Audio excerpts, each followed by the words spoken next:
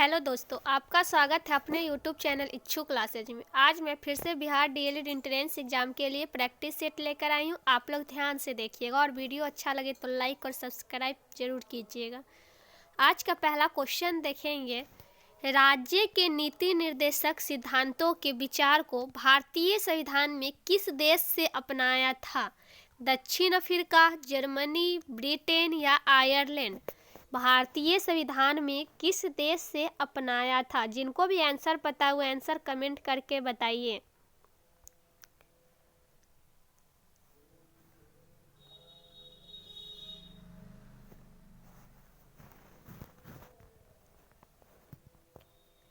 इसका right answer होगा Ireland. किस देश से अपनाया गया था? आयरलैंड से। राज्य के नीति निर्देशक सिद्धांत के विचार को भारतीय संविधान में आयरलैंड से अपनाया गया था। दक्षिण अफ्रीका के संविधान से संविधान संशोधन की अवस्था को अपनाया गया था। संविधान संशोधन की अवस्था को कहाँ से अपनाया गया था? तो दक्षिण अफ्रीका से। और ब्रिटेन के संविधान द्वारा एकल नागरिकता तथा संसदीय शासन पद्धति को अपनाया गया था। कहाँ से? ब्रिटेन से। अगर ब्रिटेन से पूछे तो संविधान द्वारा तो एकल नागरिकता तथा संसदीय शासन पद्धति को कहाँ से अपनाया गया था? तो ब्रिटेन से। तो इसका राइट आंसर हो जाएगा 4 नंबर। नेक्स्ट क्वेश्चन देखेंगे। क्वेश्चन है, भारतीय संविधान में निम्न अनुच्छेदों में से कौन सा भारत के राष्ट्रपति को राष्ट्रीय आपातकाल घोषित करने की सत्ता प्रदान करता है? अनुच्छेद 371, अनुच्छेद 372 या अनुच्छेद 356 या अनुच्छेद 352? कौन सा अनुच्छेद भारत के राष्ट्रपति को राष्ट्रीय आपातकाल घोषित करने की सत्ता प्रदान करता है? जिनको भी आंसर पता है वो जल्दी से आंसर कमेंट करके बताइए। इसका राइट आंसर होगा अनुच्छेद 352। कौन सा अनुच्छेद? अनुच्छेद 352। इसका राइट आंसर हो जाएगा 4 नंबर। नेक्स्ट क्वेश्चन देखेंगे। राज्यसभा का पदेन अध्यक्ष कौन होता है? भारत के उपराष्ट्रपति, सभापति, प्रधानमंत्री या राज्यसभा में विपक्ष के नेता? राज्यसभा का पदेन अध्यक्ष कौन होता है?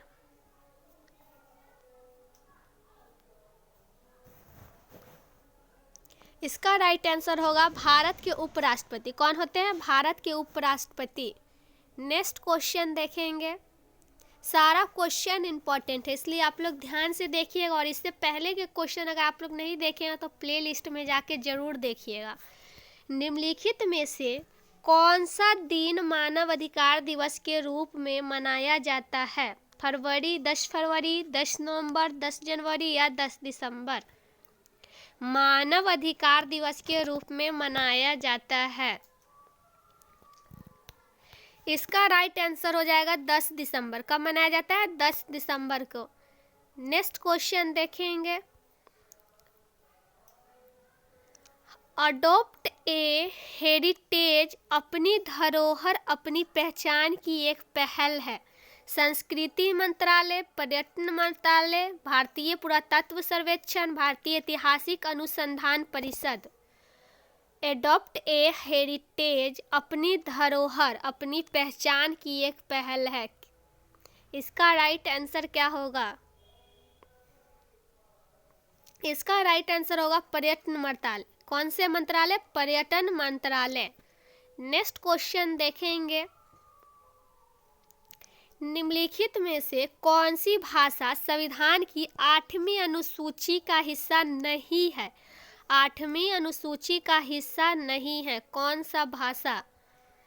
डोंगरी, फारसी, बोडो या संथाली?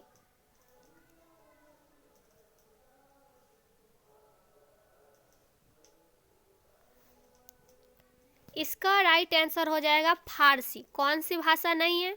फारसी भाषा संविधान के 8वीं अनुसूची का भाग नहीं है, क्योंकि संविधान के 8वीं अनुसूची में 22 भाषाओं का उल्लेख है। नेक्स्ट क्वेश्चन देंगे जिसमें ये फारसी भाषा नहीं है। नेक्स्ट क्वेश्चन देखेंगे, निम्नलिखित में से क्या भारत के सर्वोच्च न्यायालय के अधिकार क्षेत्र में नहीं है? परामर्श, वित्तीय, पूर्ण विचार या मूल? इसका राइट आंसर होगा वित्तीय। क्या होगा? वित्तीय। नेक्स्ट क्वेश्चन देखेंगे, 2011 की जनगणना के अनुसार किस राज्य की साक्षरता दर सबसे अधिक है? गोवा, मिजोरम, कर्नाटक या केरल? 2011 के जनगणना के अनुसार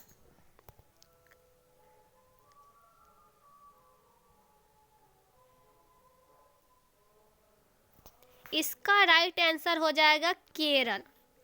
2011 की जनगणना के अनुसार किस राज्य का साक्षरता दर सबसे अधिक है? तो केरल राज्य का।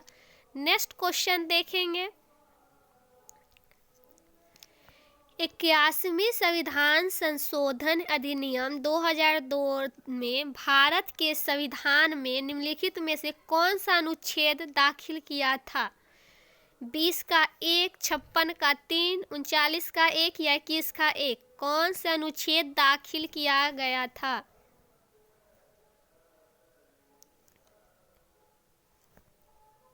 छियासवें संविधान संशोधन अधिनियम 2002 में भारत के संविधान में अनुच्छेद 21 के 1 को दाखिल किया था। कौन?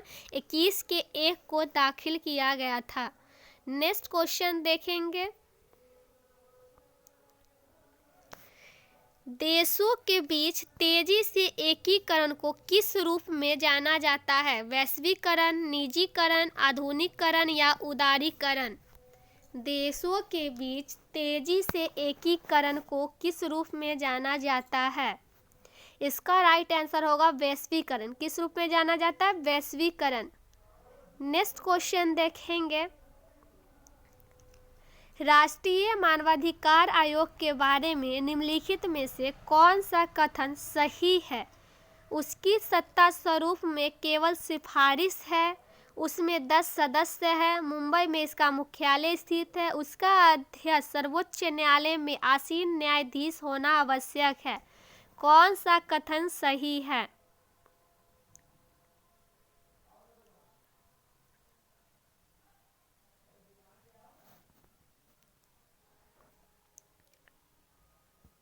इसका राइट आंसर होगा उसकी सत्ता स्वरूप में केवल सिफारिश है। क्या है? उसकी सत्ता स्वरूप में केवल सिफारिश है। इसका कथन सही है। 1 नंबर।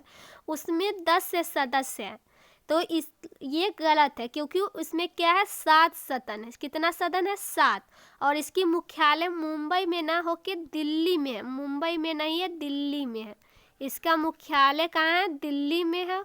और उसका अध्यक्ष सर्वोच्च न्यायालय में आसीन न्यायाधीश होना आवश्यक है। तो इसका राइट आंसर क्या हो गया? और इसकी स्थापना कब की गई थी? तो इसकी स्थापना 12 अक्टूबर 1993 को हुई थी। 1993 राष्ट्रीय मानवाधिकार आयोग के बारे में। तो मानवाधिकार आयोग के बारे में कौन सा कथन सही है? तो उसकी सत्ता स्वरूप में केवल सिफारिश है और उसमें 10 सदस्य नहीं है, उसमें 7 सदस्य, इसलिए इसका राइट आंसर 1 हो जाएगा। उसमें कितने सदस्य थे? तो 7। और उसकी मुख्यालय कहाँ है? तो दिल्ली में। और ये कब स्थापना की गई थी? तो 12 अक्टूबर 1993 में। नेक्स्ट क्वेश्चन देखेंगे, 2011 की जनगणना के अनुसार भारत के मुसलमानों की कुल प्रतिशत कितना है? 14.2%, 10.2%, 12.4% या 16.6%? मुसलमानों का कुल प्रतिशत।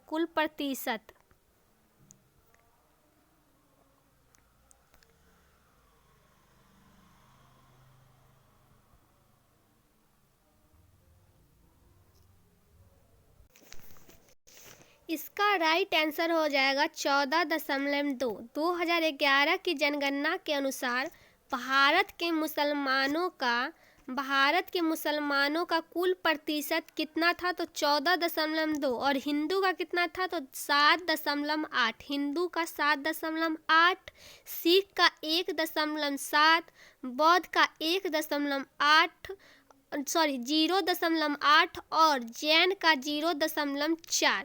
ये सब मुसलमानों का कुल प्रतिशत में 2011 के जनगणना के अनुसार है।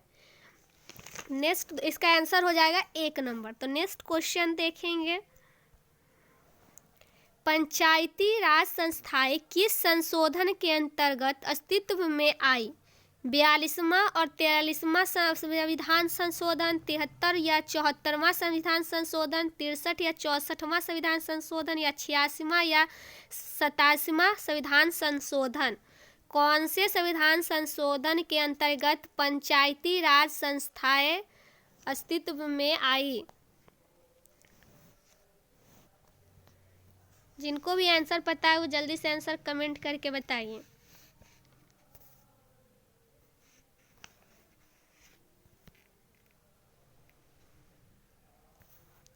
इसका राइट आंसर हो जाएगा 73वां या 74वां संविधान संशोधन। 73वां या 74वां संविधान संशोधन के अंतर्गत आया था पंचायती राज संस्थाएं।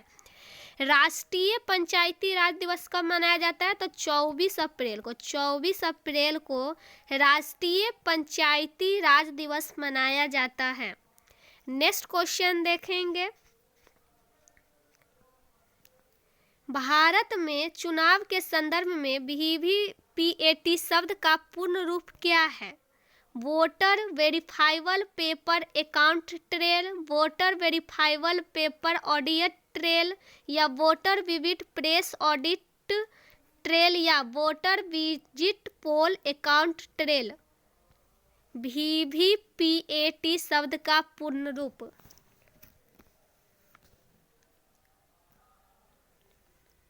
इसका राइट आंसर हो जाएगा voter verified paper audit trail. इसका शब्द का पूर्ण रूप है वीवीपीएटी का। नेक्स्ट क्वेश्चन देखेंगे, भारतीय संविधान के अंतर्गत में निम्नलिखित में से कौन सा अनुच्छेद अपने नागरिकों को धर्म की स्वतंत्रता के अधिकार की गारंटी देता है? अनुच्छेद 32, अनुच्छेद 22, अनुच्छेद 25 या अनुच्छेद 14? स्वतंत्रता के अधिकार को गारंटी देता है कौन से अनुच्छेद के तहत?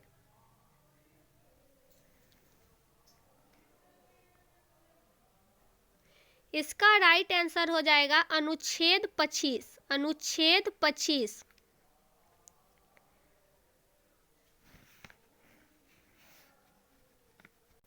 नेक्स्ट क्वेश्चन देखेंगे,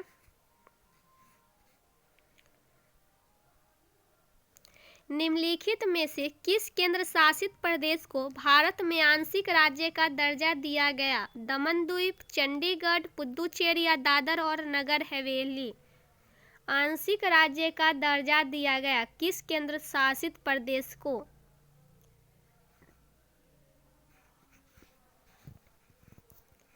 इसका राइट आंसर होगा पुडुचेरी। कौन से केंद्र शासित प्रदेश को? तो पुडुचेरी को भारत में आंशिक राज्य का दर्जा दिया गया है।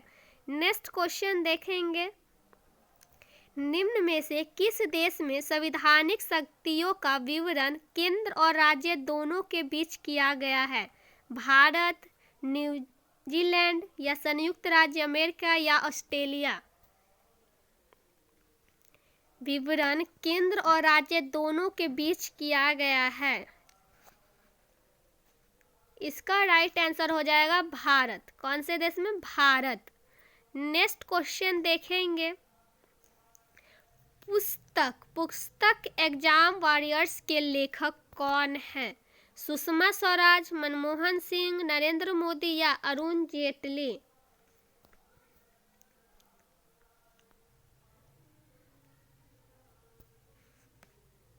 एग्जाम वॉरियर्स के लेखक कौन है? तो नरेंद्र मोदी है। नरेंद्र मोदी। नेक्स्ट क्वेश्चन देखेंगे, निम्न में से कौन सा भारत का राष्ट्रीय जलीय जंतु है? रिवर डॉल्फिन, समुद्री घोड़ा, व्हेल या कछुआ। भारत का राष्ट्रीय जलीय जंतु कौन सा है?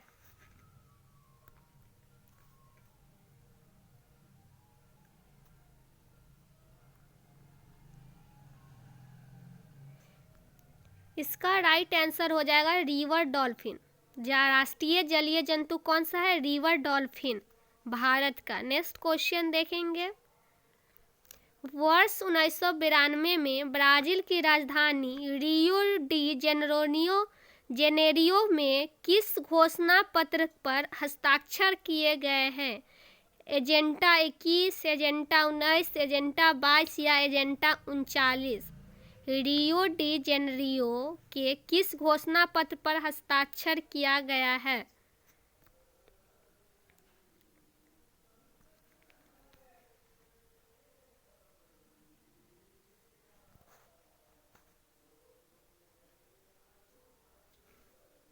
इसका राइट आंसर होगा एजेंडा 21।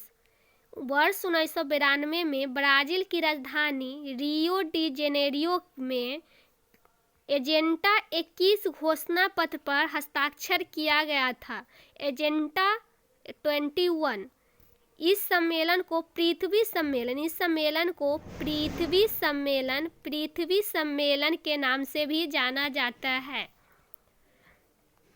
आज के लिए बस इतना ही। रोज ऐसे ही वीडियो को प्राप्त करने के लिए चैनल को सब्सक्राइब कर लें और ज़्यादा से ज़्यादा शेयर करें।